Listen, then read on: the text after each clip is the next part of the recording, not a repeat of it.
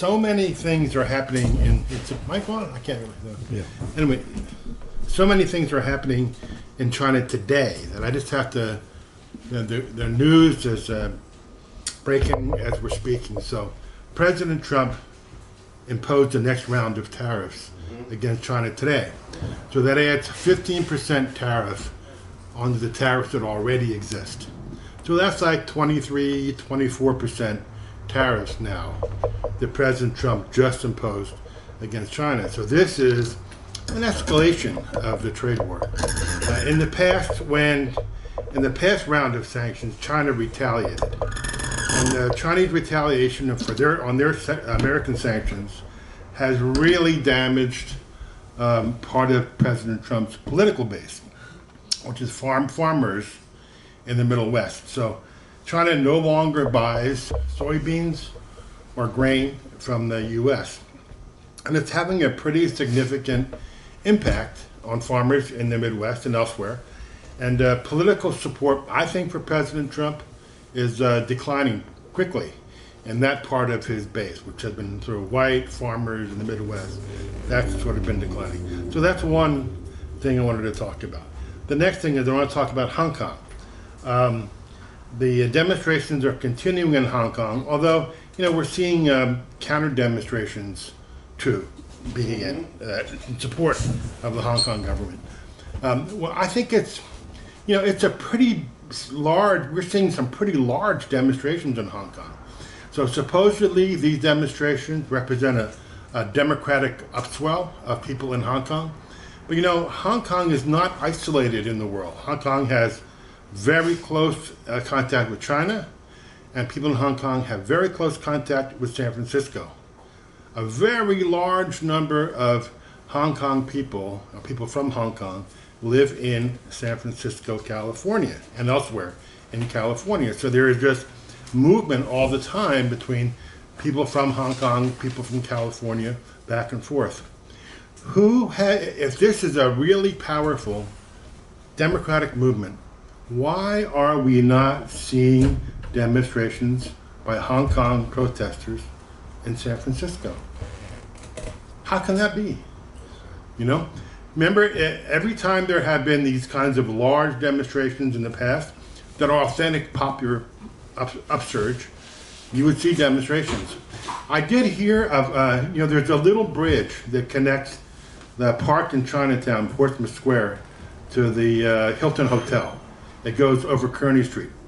And someone told me that last week there are some people there with signs supporting the Hong Kong demonstrators.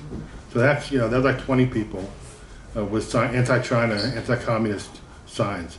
But that's a pretty small, that's all we've seen so far.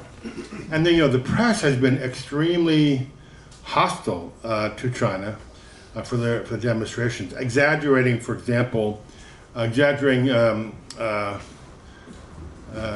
severity of the police response to the demonstrators. The police have been very mild. I just can't imagine what would happen if, for example, demonstrators took over San Francisco International Airport and stopped all commerce with San Francisco. I think the police would react pretty forcibly. And the police in Hong Kong did nothing. So they just protected. The police came in. They tried to stop people from beating up tourists or stopping traffic and flow through the airport.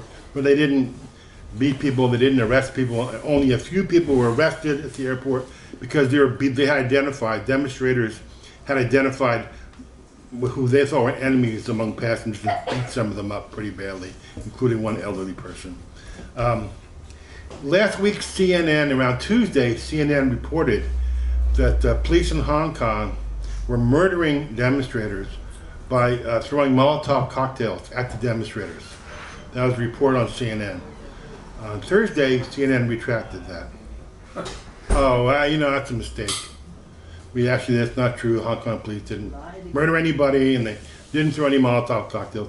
Why the police would use Molotov cocktails, who knows? But that was a CNN story that was retracted. So I've got about a minute left, but there's a lot that's happening in China now. I think the trade war is heating up. In my opinion, I think President Trump overplayed his hand.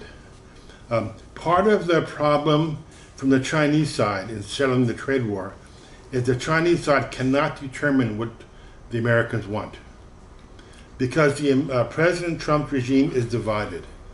There are sort of conventional traders, people who think that the U.S. should get a better deal in trade with China. They worry about international property. They think the Chinese are not buying enough American goods. So that's part of the group around Trump that supports the trade war. Another group supporting President Trump, and it's represented in the White House, are people who see China and Chinese communism as an existential threat to America, because China is growing so much faster than the U.S. And the size of the Chinese economy and the American economy are pretty close now. China is catching up. China has a lot more people than the U.S. economy, and as China develops, it must end up someday with a bigger economy. Wages in China for working people, in the cities, wages have been rising at about 20% per year for working people in the big cities in China, and I think a little bit less. China is becoming a world center of high-tech industry, and China is trying to move away from producing plastic toys, injection molded items, and they're trying to move into higher quality, more important, more valuable trade and production. So China seems to be doing that at a pretty quick level, and I think that explains some of the increase in the speed of China's development. So China, of course, is hurt by this trade war, but the U.S. is hurt too. But all of these trade things all have sort of an underlying political battle between two systems, socialism and imperialism. So it's kind of an important, these are important days that we're living through. And today is maybe one of those important days where we see how the trade war begins to affect American politics.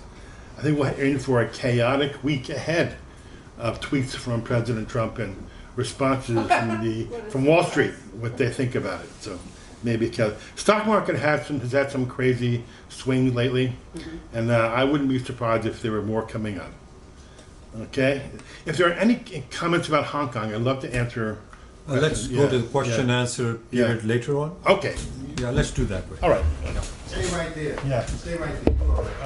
Well, Roger's moderating. I'm going to defer to him.